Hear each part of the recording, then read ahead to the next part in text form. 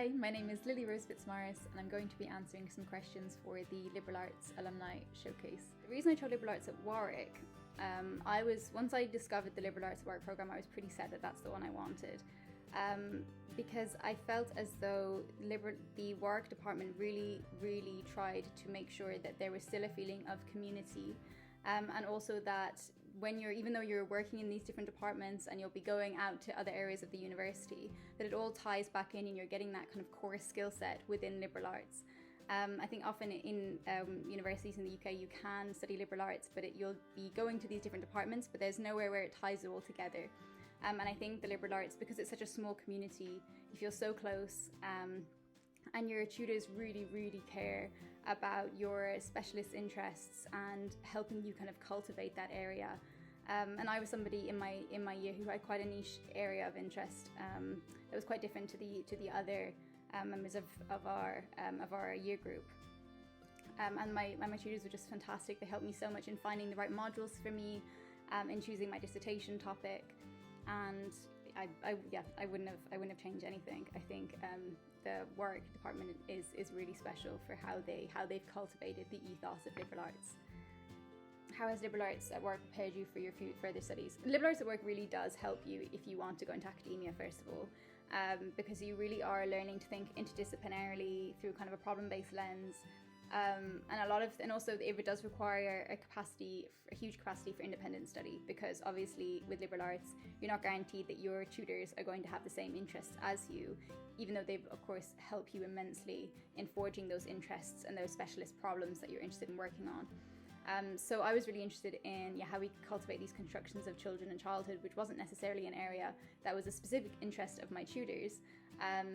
But they would help me, so I would go and do the independent research. I would, and then I'd come to them. So especially Brian, who was my dissertation supervisor, I'd come to him with what I'd been reading and my ideas, and we would kind of have this dialogue. And he'd go, "Oh, well, have you read this? Maybe you might want to look at this." We'd kind of forge that kind of space together in our dissertation meetings. In that sense, there was a lot of those kind of fundamental skills that you really need for postgraduate studies, as obviously as you progress in your postgraduate studies, it becomes more and more independent, that I think liberal arts has set me up really well for. What advice would you give to prospective students? I would suggest that you speak to somebody who has, speak to an alumni or speak to a current student in liberal arts, because I think sometimes if you have not gone through, or if you don't know anyone who's gone through a liberal arts structure, and if you haven't yourself, it could be a bit difficult to get your head around how it works, coming from A-levels. So I would say speak to a student and speak to one of the tutors in the department.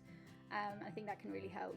I went to the open day, and that really was for me what cemented my interest in taking liberal arts at Warwick.